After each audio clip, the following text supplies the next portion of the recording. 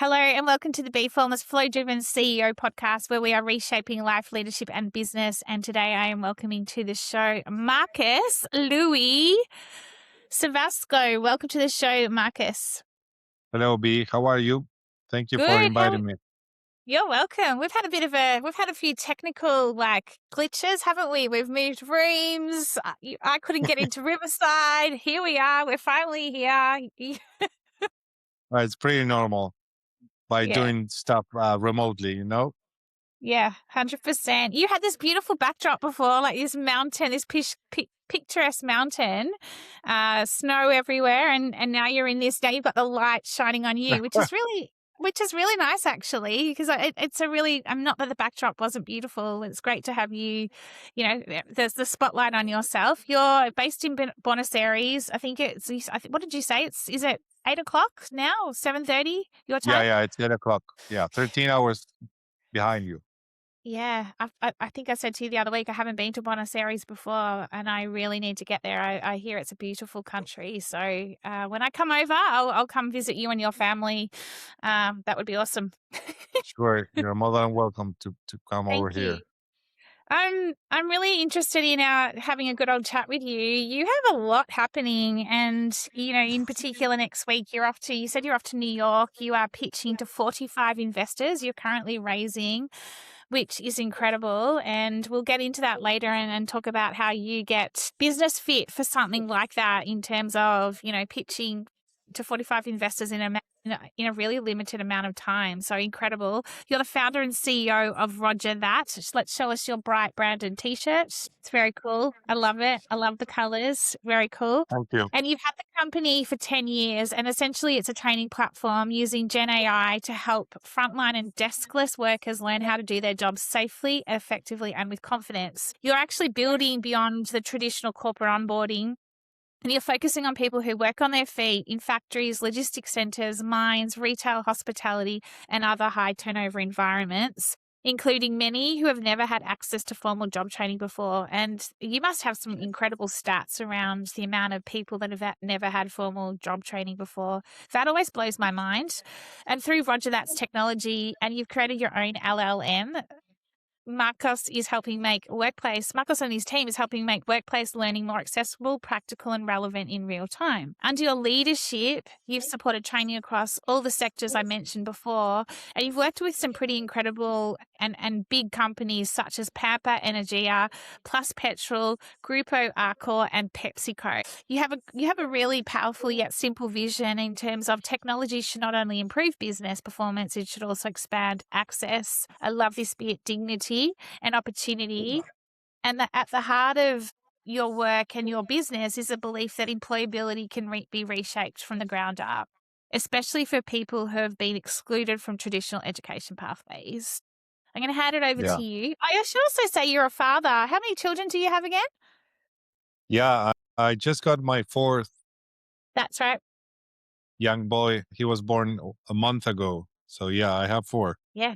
So you're juggling it all. So tell us about your journey, Marcos.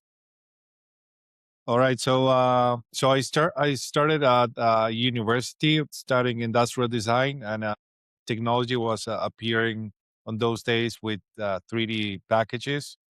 So I wanted to learn how to deliver like in the most realistic way any product that I design. So I study a 3D package through the computer. I always loved technology, so it was kind of easy. But on those days, there were no YouTube, no Amazon, like anything. It was Amazon, but like in the early days, so you can buy books. So pretty much what I loved from the 3D was the characters, animated characters. So from there, I Yes. fell in love and I started to study by myself. There were no schools, no even people that know about that in Argentina. So it was kind of hard.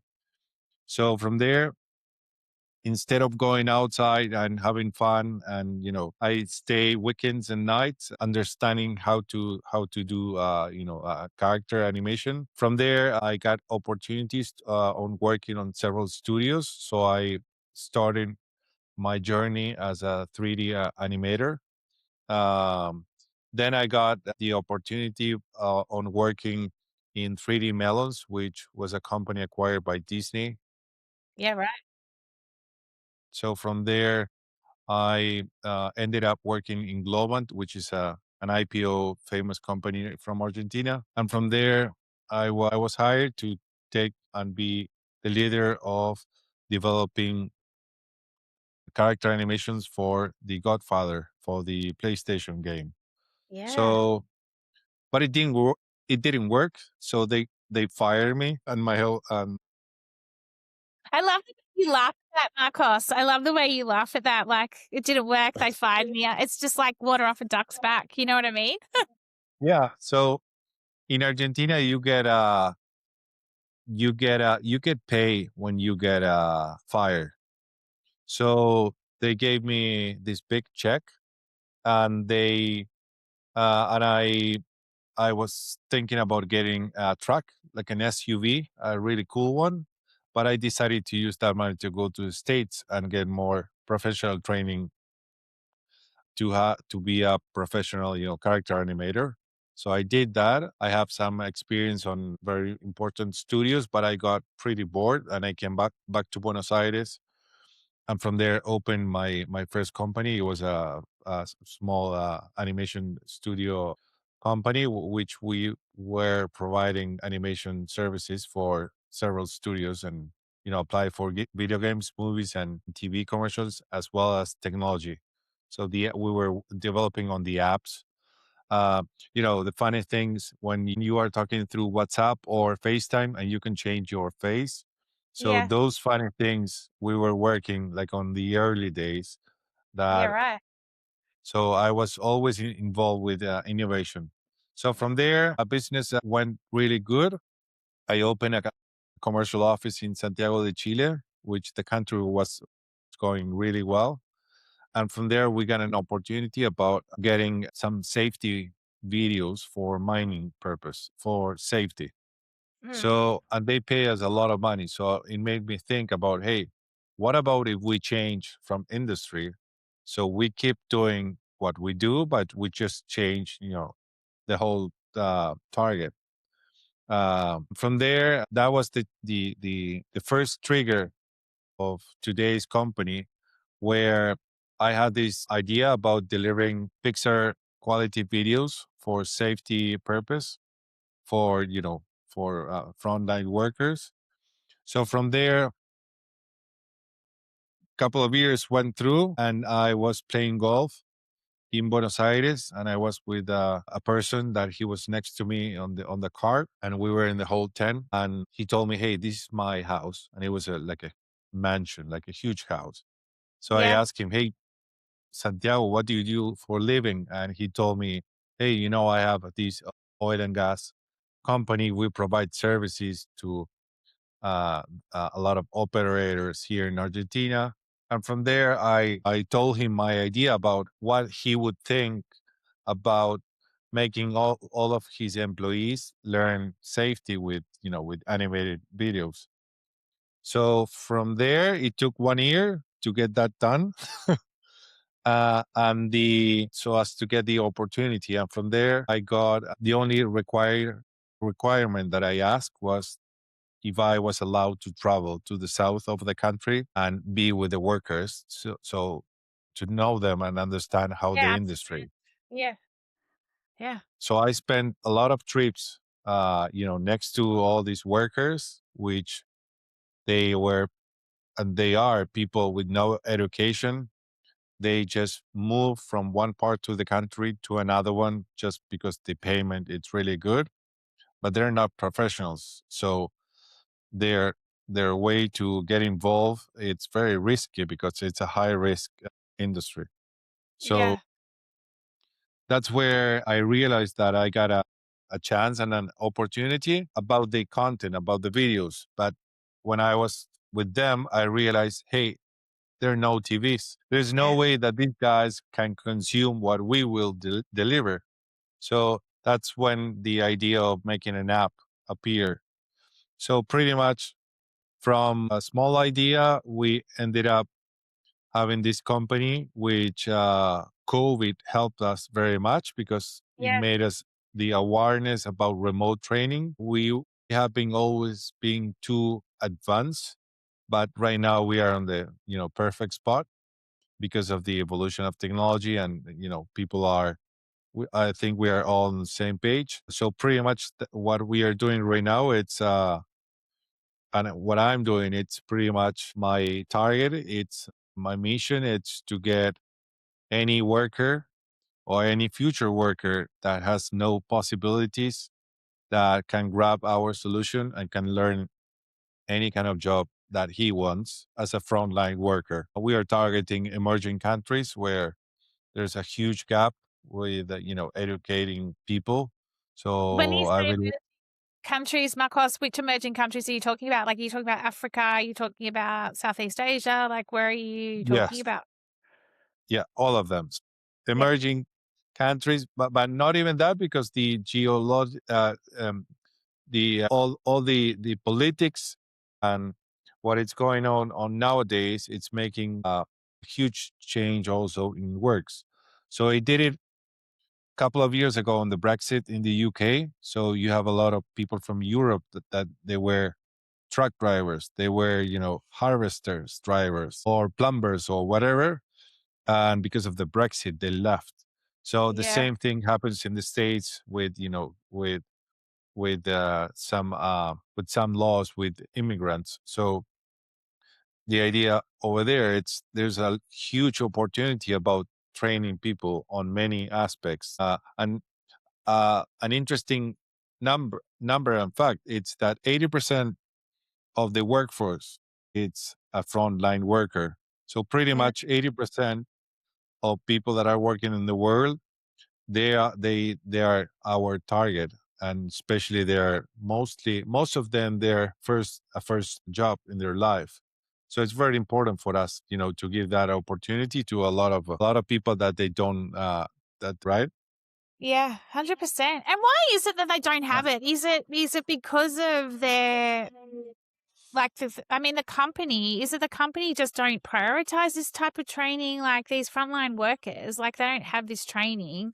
What's the why is it 80% of the population? Yeah, what like I'm trying to understand the stats in terms of then and why it's they're not getting the training that they need and are required to have. So first, they do get training, but the training comes with a couple of challenges. First, when you talk about frontline, you are usually talking about a region.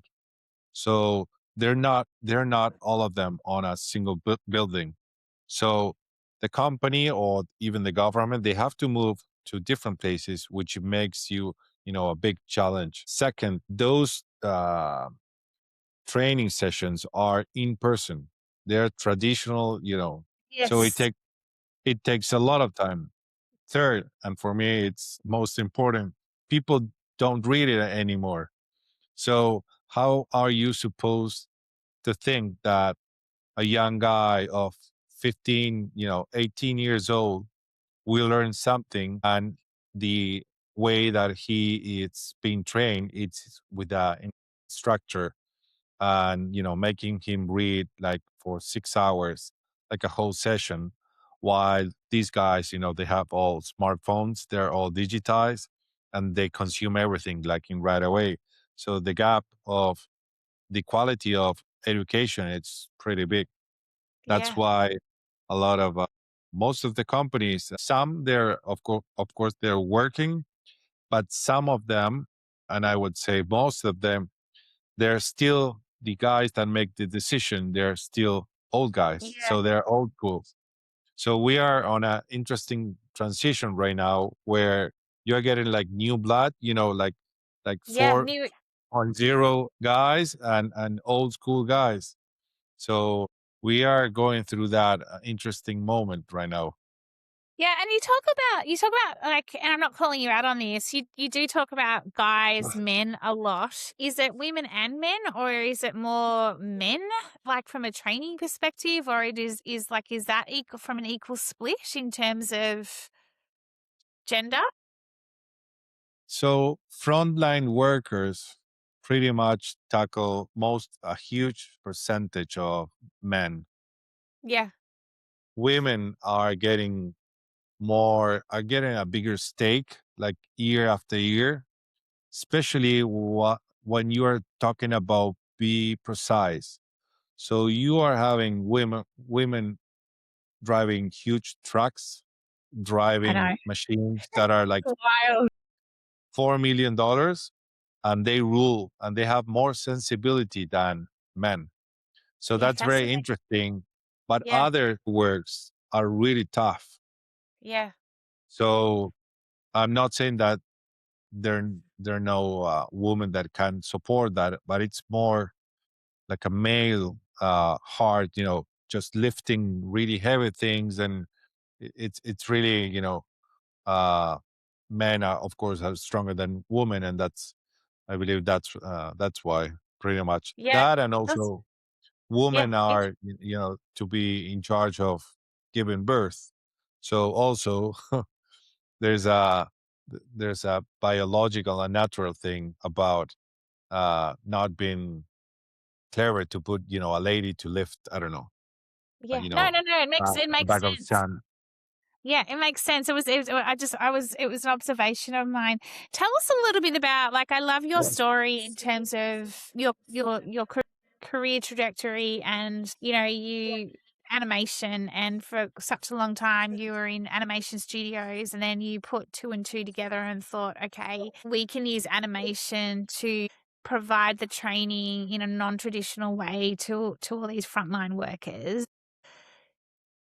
Animation is, like, it's like everyone used, I mean, we've all had our, favorite cartoons when we were growing up, and obviously now the younger generation, they relate a lot more to different types of entertainment, and I know from even with my own team back in the day, and whenever they had to do a training course online, it was just shoot me now sort of thing, like it was just, and the bribes that we had to create to get them to complete the training was just because no one wanted to complete it. It was so dull, so boring. Is there any type of, are you seeing it, like you obviously are, like from a trend or from a behavioral piece, if you like, around animation and the ability to learn faster, be educated faster? What are you seeing? And what are you seeing more and more of in this space?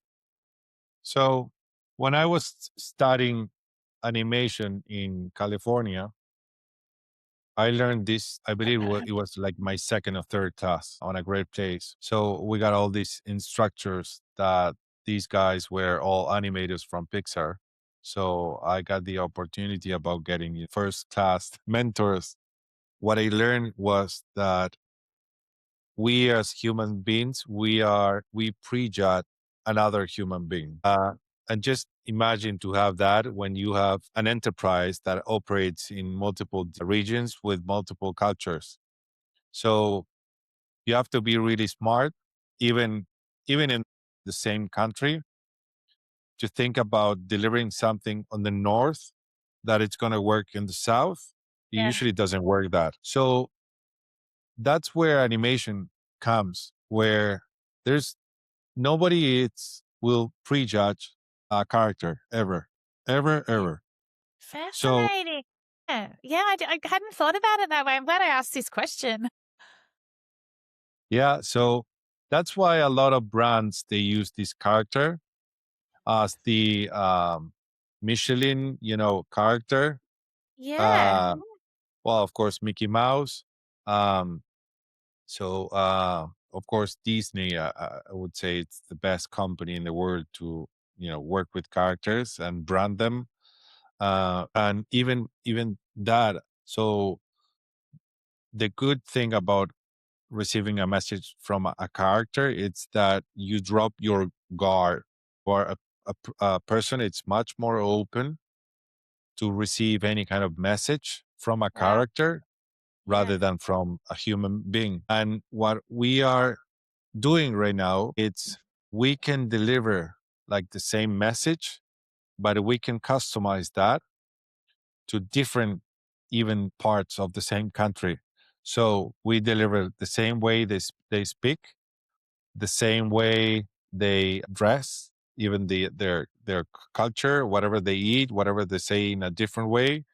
Like that really makes the content effective, and that's why we have been waiting for AI for a long time.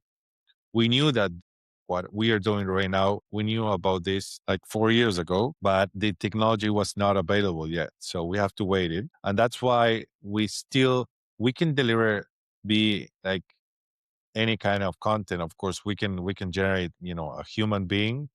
But in my personal opinion, I still encourage that we deliver as much as animation content as we can. Yeah. And the result, it's amazing. Yeah, well, I mean, from a behavioral change perspective and the ability, like from a, neuroscience perspective and the ability to, like what you're saying, there's no judgment towards a character. And so it's almost like they're listening and they're kind of immersed in the character and who the character is. So what an incredible way to get to upskill, train people that have never been trained before and almost unify everyone in a way that you're bringing everyone together so that it is creating more safety, all the things you like that is required of these companies. Yeah. It's quite incredible. Tell us a little bit about, you've created your own LLM. There's all these wraparounds, there's all these various types, like where like AI is obviously catapulted in 2026 compared to even last year. It's pretty wild, and obviously you've been waiting for this for a while. Tell us a little So bit about that part of your journey. so whatever I experience, what I was said when I was the first years of the company was, hey, there's no way that you can have like 5, 6, 10, 100 Marcos in the company. So there should be one way that you can scale your business. But one of my biggest things that I love of what I do, it's being in contact with people, and especially, with first line workers. So they're humble people. And by being a lot of years with our users, I made a huge amount of knowledge that I understand their values, their needs, and what they're looking for in life. And I was able to build the LLM, with those understanding and limits. So, and that's something that you cannot do from a desk. So that's No. a big difference of what we do.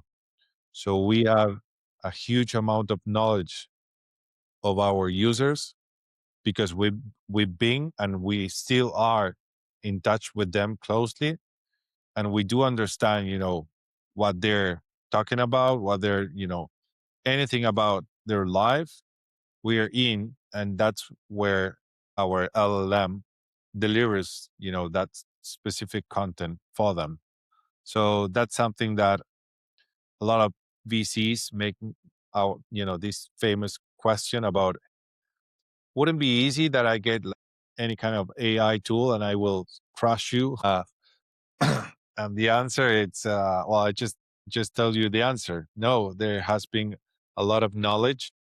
Yeah, that you've fed into the LLM so that it's almost like it's a human. It's almost like humanified. If that's not even a word, I'm creating a new word. It's a human. Like it's basically all the data from the frontline workers that you've Yeah, then created.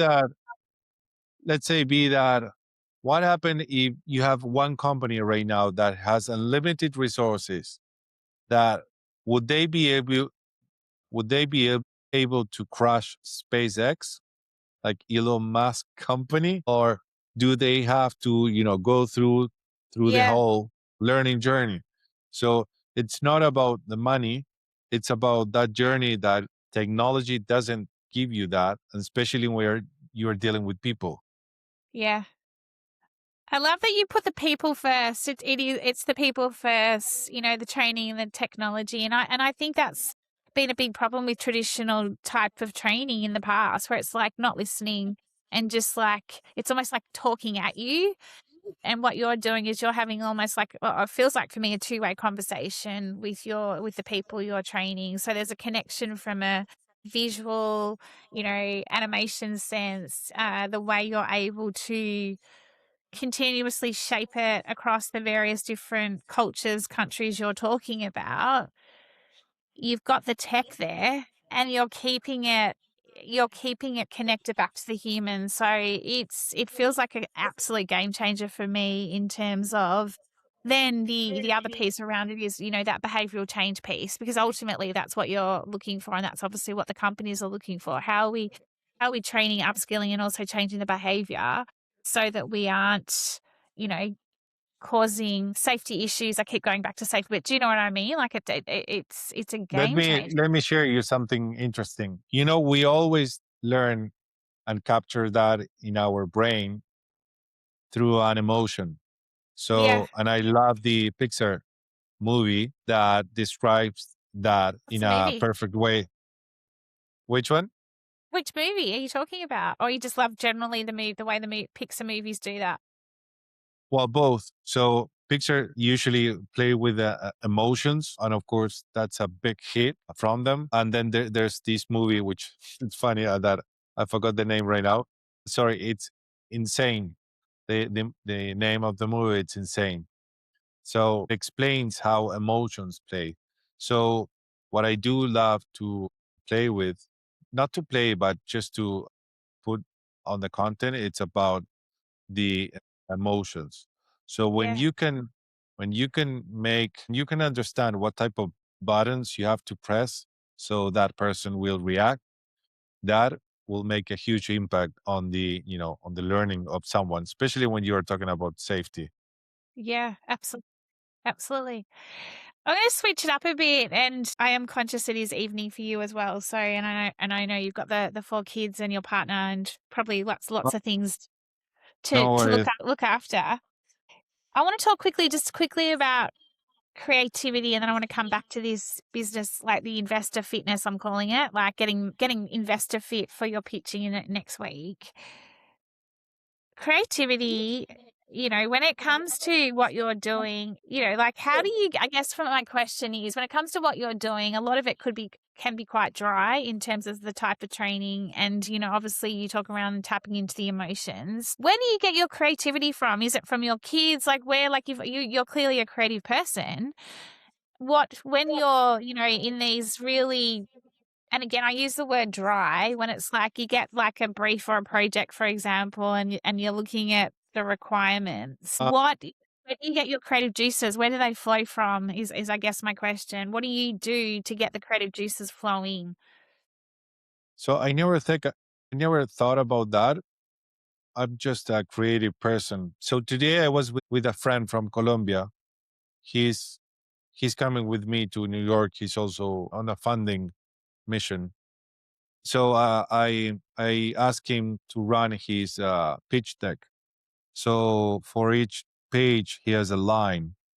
So I started about, hey, let me help you with this. So for each line, I suggest him an image, like a clear image. So and it took me like less than 2 to 3 seconds per slide. So for me, it's very natural about thinking about something. And I don't get, I don't think I don't get, so I definitely don't get inspired by my kids.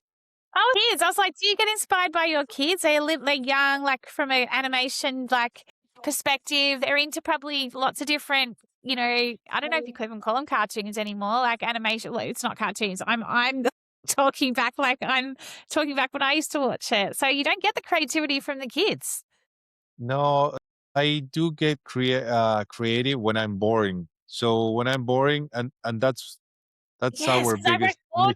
I wrote board down as well. I was going to ask you about the board piece.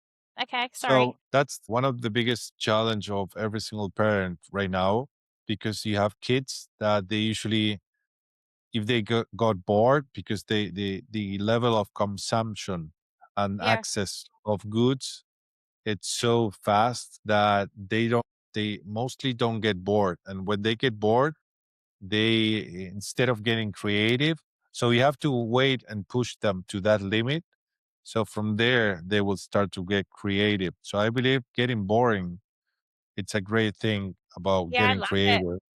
I agree. It's called non-time, right? I call it non-time in terms of you're subtracting everything. You've got almost like this clear space. You've got a blank canvas in your brain. And that's where you can be your clearest, your most creative. You get your ideas, your fresh perspectives. And we need more of that in business, if you ask me, Marcos. It's so important. And yet we're filling our days. AI is just like this, it's like it's constant. And so it's finding time to be bored. You know, there's this really, you talk about training. There's an idea here. We could create a training video animation on boring and creativity, right? Businesses need that. There's one for you. You can come back and tell me that you created that, in your next board stage. I just think in business in particular, you know, quite often when we have any form of downtime, we've got the guilt. So we're like, I should be doing something. I should be like back trying to do this or that. And yet when we actually stop and pause for a second and have this ability to just allow ourselves to be present, be bored, Yeah. my goodness, the ideas that flow. So there's a training video in that, I feel like, some sort of, from an animation piece. I'm Yeah. ideating with you as we speak. I'm having a flow moment where we're just like, yeah, because I do. I think that one of my big missions is to really prove that in terms of, and I know from my own experience, when you are present, when you are, I like sitting still. My goodness, the ideas just flow. Yeah, it does. And it's very, I believe it's a huge need about getting boring, and it's so, 100%. so difficult to get, to stop your Yeah, daily brain. pace. Yeah, yeah, Uh, and 100%. you can imagine having 4 kids that it's like once you get to that point, you pretty much fall asleep because you are really tired. Exhausted. Yeah, Yeah. yeah. So tell us, that leads me into my final, I guess, little question. Well, not little, a question around you're off to New York next week. You're pitching to 45 investors in what time frame is that? Like how many days are you pitching for? It's going to be 5 days, So 5 days of Monday to Friday. that's more than 8 a day. Yes. Yeah. So how do you get yourself fit, if you like, for that? You said you're feeling you've been very focused and really sharp on, you're raising. It's obviously a very important time for you. Well, it's it's the first time that I'm raising money. um, let's say that I'm on a very comfortable position because I don't need the money to get on with my business. We are not going to run out of cash. That makes an interesting position, but still, you have to dance their dance. So there's some things that I have to be things that I'm not used to. I have to be more aggressive in some stuff. So I'm getting a lot of help from one of our investors, and they're helping me a lot about how I can be really aggressive with VCs on meetings. So, doing the pitch or showing creative slides, it's easy for me. But when it has to be, when we start to, talk about numbers, that's when it gets interesting. Yeah. When you say aggressive, I can't imagine you being an aggressive person. You just don't seem like I'm sure you're firm and you're to the point when you need to be. Aggressive is really interesting language. And I guess my question to you is what do you mean when you say aggressive? Because I see aggressive as like being a total Yeah, when you asshole. see aggressive, Yeah. no, it's like you have to think about spending like money and Yeah. in a number in an amount of money that you have never imagined. Uh, you have to think about, I don't know, being in multiple countries at the same time. Speaking right now, I'm taking lessons for speaking professional Portuguese because I want to open Brazil. So there are many things that I never imagined by spending, long time with frontline workers, sharing a coffee or just taking long hours and listening to their family issues and stuff. And right now just flying to New York and raise like even a number that are millions of dollars. It's something that I never thought about, and it's going so fast that it's really an interesting journey. So Yeah. by being aggressive, I would say pretty much just changing my status quo, about just learning things that I'm not comfortable. I never been a great guy with finance, with numbers, but I can sell you anything. So, but I love it. It's for the doing it in a way that is authentically you, being sharp. I see sharp and creativity as one. Like sharp in terms of focus. This is, like when it comes to numbers and everything you're talking about here. I love it. Last question for you. Second last, actually. Roger that. The name. Which character? Let me guess. Which character did you base Roger that off, and why? so I'm a huge fan of military, Air Force, especially of course everything that has to do with United States Army. I'm a frustrated SEAL, a Marine SEAL. Uh, yeah. So I'm 6'4". So I'm 1 meter, and 95 centimeters. So I'm pretty tall. I'm Yeah, almost 2 meters tall. So I'm pretty big. People think that I'm from the army or I'm from the you're United right. States always. But the name comes from the military. So when they speak and they want to acknowledge a message through radio, especially on airplanes, they say Roger that. And that means understood, but in a military language. So that's where the Roger that name comes from. So it's Love about it. understanding a message. Love it. So good. So from there, thanks to my wife, I got the Roger name. And from there, we made the icon of the company, which is a character, which is called Yeah, Roger. yeah, love it. So good. It's so cool. And it's so like in sync with everything you're doing. And then last but not least, in terms of you're a savvy businessman, you've got a family of well, you've got a big family. How do you juggle it all? What's your advice to anyone who is scaling and building, wearing a lot of Um, hats? so I don't think I'm in position to advise anyone, but what I can say is that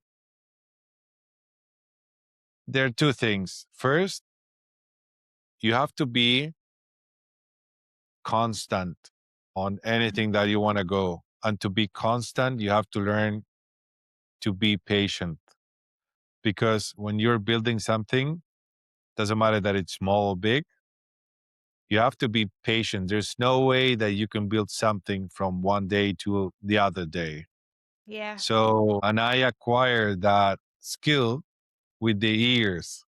So I remember myself 20 years ago and I thought that I could do anything like right away and things will be done fast. But the way it's that you have to be patient. So Constant you and will patient. yeah, you will get if you stay focused on what you do and you are patient, in some point you're gonna get a benefit from that. Yeah, I love it. I love it. Marcos, how do we find out more about Roger that? How do we find out more about you? So well, pretty much we suck on social media. And so well that I believe that's why I'm raising money because I need a marketing team. But pretty much Yeah, yeah, we're starting to get a movement on LinkedIn, on the page. It's Roger that, or on the website it's RogerThat.la. Uh, uh, and from there, that would be well. I have my LinkedIn also, but you will find me. Just I type love it. Roger that. Yeah, just type Roger that, and you get that all the content or any information that you need. Yeah, awesome. Thank you. And I'll share that in the speaker notes. Oh my gosh, what a great conversation for all those for everyone listening. How inspiring. What a great story in terms of changing the behavior, reshaping what it looks like from traditional training to the training of the future, training of the now. A very important audience that you're training in terms of, from a frontline perspective. I am so amped for you. You're going to smash it next week in New York. I can't wait. I wish I could be a fly on the wall and watch you pitch yourself for 45 to 45 different investors. It'd be you should be filming some of that. I know you can't, it's quite the story. So, Marcus, wishing you and Roger that all the best. And yeah, can't wait to hear how it all goes. Thank you so much for coming on the show. And we got there. We didn't have a tech glitch, which is good. Here we are. So thank you. Thank you, B. Thank you very much for your invite. Yeah, you're welcome. Take care. Thank you.